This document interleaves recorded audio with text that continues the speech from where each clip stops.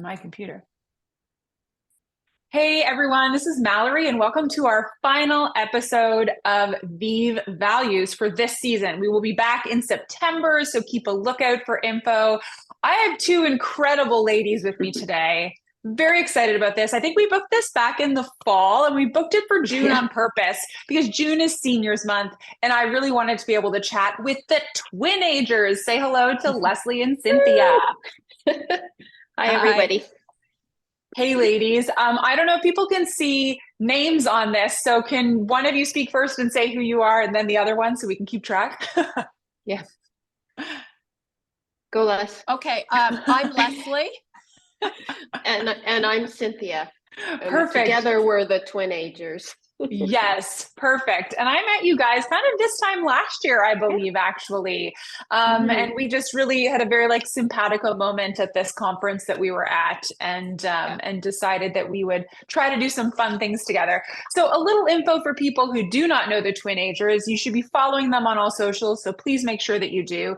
They have gone and created an incredible space where they can share and celebrate stories for those who are in their midlife and beyond, and they call it the Magic Hour, which we will talk more about in coming up soon. Now, Cynthia, wave Cynthia, is the co-founder and executive producer of the Deli Production Agency. She's an innovative production leader with more than 25 years experience in the advertising industry, which is really cool. Yeah.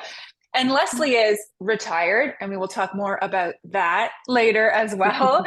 And she's now onto projects that bring her so much joy. She has a broad business experience in the financial services industry, but also in not-for-profit industries. So welcome, ladies. Thank you very much. We're excited to be here.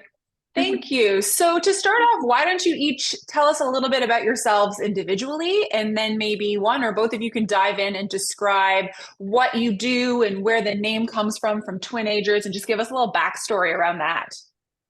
Okay. Well, why don't I start, and then Les, you can do yours and answer that secondary question. So I am still working. I run a production company. But really, what Les and I are building is proving to be a bit of a side hustle, and something that I'll definitely be moving into more full time as time progresses. But I just basically do advertising and marketing. I'm on the production side, so I own a film production company, and that keeps me very young, because it's all about ideas, and I love it. And it's been something that I've been passionate about and have been building for quite some time. That's sort of my backstory. Nice. And Leslie? Yeah, and my backstory is very different. Well, Synth had corporate experience and then moved into the whole land of entrepreneurialism. I worked my entire career in the financial services industry, over 25 years in wealth management and retail investment, etc. But I also am very passionate about the not-for-profit industry. My last job in corporate Canada was running a community investment portfolio for one of the larger banks. So that gave me exposure to all the good that happens out there in Canada and people's attempts there. I've also run my own not-for-profit. My skill set is very different. With twinagers, we're very complementary. I'm more communication strategy, business planning, Focused. that sort of thing. So we actually have a good banter back and forth. And in terms of twinagers, this was born from the two of us really during the pandemic, when we were talking about coming up to considering retiring. I had retired. My sister is talking about a phased retirement plan. And we just really sort of talked about, where's the infrastructure and the stories of people that are our age, and what are they doing in life, and all these kinds of things, and how do people feel about aging. And we concluded that there are a number of celebrities out there doing a really good job about talking about representation with aging people. Like, think Jamie Lee Curtis. She's doing a great job.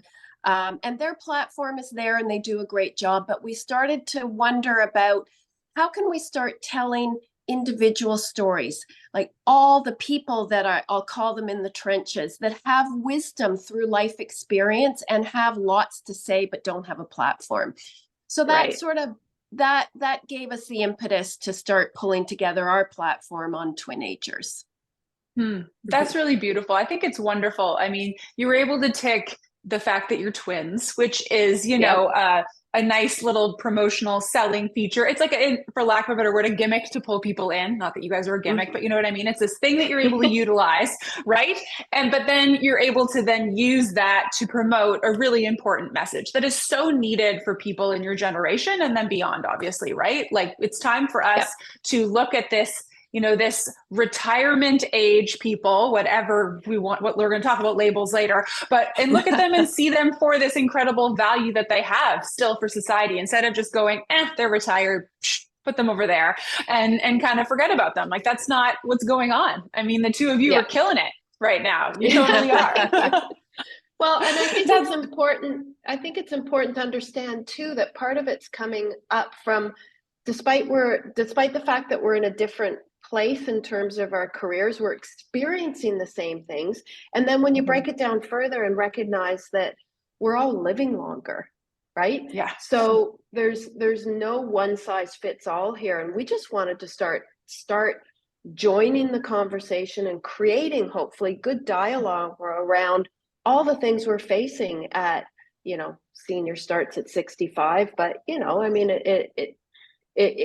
it can, you should think about it earlier. So in your 60s, in your 70s, in your 80s, and our dad is turning 90 this summer, you know, and he's still got things that we're all talking about. So there's so much to talk about. Oh, good. And so why don't you tell me what the magic hour is? What does that mean to you? Okay, magic hour came out of the fact that we felt that we wanted to create a space where people could contribute more, and there wasn't really a good name for it. So I think Les had talked about the celebrity voice, and you know, there's also lots of voices, in particular female voices around perimenopause and menopause, and we are postmenopause, and is there something that kind of defines that age group? And you know, while women have a very different set of circumstances that they might face physically, there's the mental health, physical health, and all that kind of stuff that pertains to men and women. So we tried to come up with this space that we could define a little bit differently. So we call it the magic hour because I think it's the intersection of experience and wisdom and need for community. And we just wanted to give that a bit of a wrapper, if you will, and define it in a way that was more positive than just, you know, some of the other kind of stereotypical names out there. Does that do a good job, Les? Yeah, that's perfect. I think it's really great that you are creating a positive language for that time of life and beyond, for that matter. I mean, you know, really nowadays, well, your dad's 90. I mean, you guys are so far away from 90. Think about how much time you have to achieve remarkable things before you reach his age. And the fact that you gave it this very uplifting name, I think is important. I think it's good because, I mean, you hear stories about people who retire and then just for lack of purpose in their life start falling off the deep end health-wise, right? And what you're showing is this is not the end of the road. It could be a transition to a different career or volunteerism or whatever. It's not necessarily about making money, but finding that purpose in your life and showing, as you said, that wisdom that you have from your career, but also just from having lived for 6 decades or more, is really important to be able to show, not just to other people in your generation, but to people in my generation, to see value in you, not just as, you know, our moms and dads, but like as people who still have value to contribute to our lives and our careers as well. Well, and I think to add to that, I think our generation is the first to think differently about what we might want to call the third act, or whatever you want to say. Like, as Cynthia said, we're all living longer, and our infrastructure was put together when the average lifespan was a lot shorter. And the pension system is a completely perfect example of that. You know, you work till you're 65, and you could only think that you would maybe, you know, live another five years or so. And so you did want to retire and drive off into the golden sunset. But now we're thinking about things differently. We've got the longer health span. Our needs change, our wants change, and we've got a whole like decades of good potential time to contribute to society, make your mark or not. But as you say, Mallory, find your purpose and tweak how you're actually going to engage with the world. And I think that is on the forefront, and people are listening different. I mean, some people are happy to go and retire off into the golden sunset and play golf for the rest of their life. And that's fine if that's what works. But a lot of people are saying, you know, I think I want to do a little bit of that and something different. And if I have the choice, I'm going to deep dive into what it looks like. Yeah, no, I think that's incredibly important. And I see that in my parents who are in their early 60s and retired. And yeah, for some, fishing and golfing and gardening, they're just happy as can be. But for others, they have not-for-profit things they're involved in. A bunch of my parents, I have many of them, were teachers. They're still supplying here and there, right? Like it's just getting yourself out there. It's doing things, but also, taking advantage of the fact that you don't need to do anything this week if you don't want to. And that's okay too. Might as well lean into that. Now, as I had said, June is Seniors Month in Ontario, which I think is a very important month that we put a lot of education out there. However, the word senior can have some negative connotations to it, probably because of previous generations and that shorter life expectancy, right? So what does senior mean to you, and how is it different from the way you view it? How is it different from our societal narratives around aging? I'll start this one off because it's very timely. We've been thinking a lot about this, and it's senior, there's no one size fits all. I think that's sort of the umbrella when we think about seniors, is that, you know, society tends to portray senior in a more negative connotation. We want to battle against that. I don't know if battling against it is the right way, but you know, it doesn't matter what, you know, your sex, your gender, your socioeconomic status. The myths are endless in terms of seniors. You know, you can't keep up to technology. Your brain works a little bit less. You don't want to contribute the same way. I mean, the list goes on. We've seen them all. And it's really fundamentally not true. So for us, it's about dispelling those myths around the word senior and flipping the script and making them a little bit more positive. So what are those good attributes? Well, there's a huge amount of knowledge. How can we transfer that? You know, your perspectives change as you age, so you can have more patience, you know, you can help mentor, all those good things. And you know, we talked a little bit about wanting to contribute. Well, you might not want to work the same way, but you still want to work, you still want to contribute and give back a little bit more and share those perspectives and the knowledge and the wisdom that you've gained over time. So I think it's about trying to flip the script on the word senior and turning it into a much more positive, respectful word, idea, almost. Yeah. And I think part of what our platform is to try to demonstrate that, because I don't know if you're going to solve it by finding a new word or breaking down the cohort and saying, okay, if you're 65 to 75, you're this, and then you're that. And I don't know that works. So I think it's incumbent on us who are at this stage in life and you know, to demonstrate the vibrancy and the commitment, but also tackle it with the younger generation so the fear isn't there, so that it becomes it becomes less negative or less fearful. Fear of getting older. Yeah, and I think it's interesting. Like, we've learned a lot through building these social platforms, and one of the posts we did was Les and our other sister took our dad to New York for a weekend, just to get him out. And we had lost our mom in the last year, so it was important for him to do a little bit of a travel trip. Anyway, we had this dinner and we had this amazing conversation around some of the things that dad might have done differently in his 60s and 70s as he approaches 90. And we put it out there and it did very well. It got all kinds of conversation going. But what that tells us is that how important it is, to Leslie's point, to show. So here's a 89-year-old man going, this is what I would have done differently. And people were like, wow, that's so cool. That's really interesting. It started a great conversation. And that's what we're trying to do with Twinagers, is in our 60s say, this is who we are and what we're doing right now.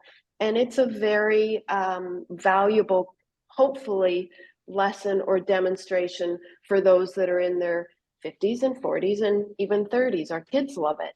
You know, it's demonstrating rather than saying all the time, which is important.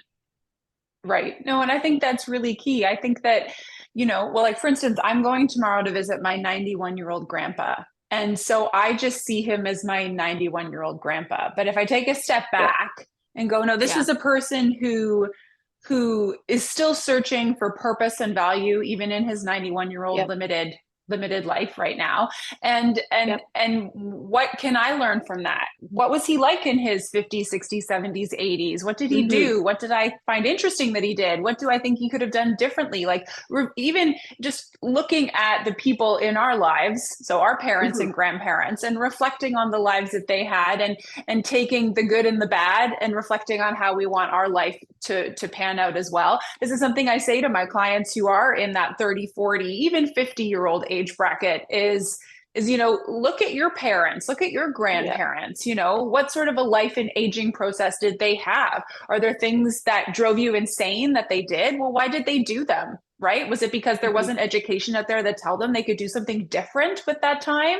Or was it actual conscious choice? Right? So I think it's great that you're putting that out there, especially that you went and brought your 90-year-old dad into the conversation as well, because he's a completely different generation from you. And that must be great for people in your age bracket, but then also younger, to reflect on. Yeah, and I think that that's really important. We often get a lot of feedback on our platform from younger people saying, I'm so glad you're here and love the topics that you're talking about. So that is, to me, one of the most important things is education. And, nothing changes overnight. So it's going to take some time. Yeah. Well, you've got lots of time. I mean, look at your dad. Yeah, we do. You'll be fine. You got all the time in the world. Now, I think that when we talk about aging, and this is something that I even deal with in aging planning, is you type that word aging in anywhere, and it comes up with aesthetic aging all the time. It's all related to aesthetic aging, right? Which is something that I think needs to start flipping over as well. But in your opinion, what does healthy relationship with aging look like? And I mean aging as a whole. That could also be aesthetically as well. But what for each of you, what is that healthy relationship like? I'll start, and Cynthia, you can dig in. So I think the first thing, healthy aging, when you think about that, is you have to start with inside. If your mindset is not positive about where you are in life and what you've learned and who you are and all that kind of thing, it can be pretty tough. So I think the first thing for healthy aging is to really take a look at your mindset and how you feel. And are you positive about your trajectory in life and where it's going and all that kind of thing? Because it will bring good things if you can be more positive, obviously, than negative. And we really do need to be kind to ourselves. We will have ups and downs. And, you embrace the ups and you celebrate them, but you do need to go over the obstacles on aging. And that's part and parcel of it. And just to understand that there are going to be tough times helps with that mindset. And then I think you need to write your own script. You need to be you and just, respect what your expectations and your norms are, and don't let society dictate them to you. So I keep saying, make peace with that mirror, because it's not going to change without much intervention. So, be happy with where you're at. And sure, the anti-aging beauty industry is all it's huge dollar wise. That anti-aging is never going to work, but you can make yourself feel better by doing certain things of self-care, mentally, physically, aesthetically, all that kind of thing.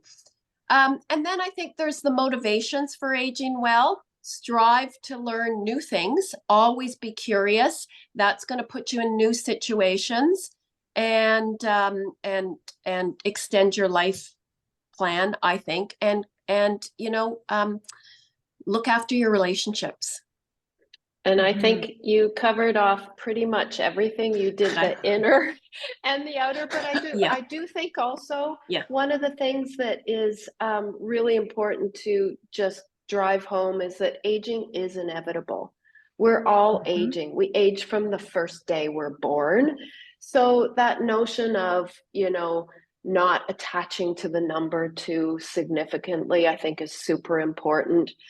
We like to say a saying that aging is living. I'm living, I'm aging. So are you, Mallory. So's my kids and my new granddaughter. She's already aging. We're all going to be a year older next year. So let's just not get so fussed about it. I think that's kind of what we want to do, and just pay attention to what you can do and do little things, not big things. And I just think, try to take your experience and your knowledge and live life the way you want to live it. It shouldn't be something that we're afraid of. We should be celebrating it. There you go. Exactly. And I always like to say that we don't all get the opportunity to age. Those of us that die young, we don't get that opportunity, right? I mean, even I had a friend recently whose husband died early in his 50s, right? Out of the blue, completely out of the blue. And you have to think to yourself, wow, that could be me. I mean, statistically, in my group of friends, one of us is going to lose a husband before we're 65. And that's something that you have to think about. We're not all going to get that opportunity to age. We're not going to get that opportunity to actually be old, really, truly in a time of life where you could say, as my grandpa says, he's like, I'm old. I am. I'm 91. I can use that word, right? But we won't all get that opportunity to be 91. And so, just taking a moment to reflect on that and really valuing the you have, and we'll hopefully have much more of in the future, I think is so key to appreciating, quote unquote, aging and really appreciating the life that you're having. Yes, very true. It's very true. Well, this was so wonderful, ladies. I really appreciate you taking time out of your busy lives. Everybody, please make sure you are following the Twinagers. They put out some great content. I love following you guys on TikTok and Instagram. So wonderful. Really, you guys, last year, I remember you saying you were still learning how to do it. You're doing an awesome job. I really love it. You guys are doing great. It's a crazy learning curve. And that's one thing I would put out there is demonstrating. I never thought when we started this journey that Les and I would be going, how did you do that edit? Where'd you get that music from? It's fun, right? It keeps you interested and curious. And anyway, we'd love to see all discussions and comments. Keep them coming. Wonderful. Well, thank you, ladies, so much. I appreciate you being here and being our last guest of this year. Thanks so much. Bye-bye. Thanks, Mallory. Bye.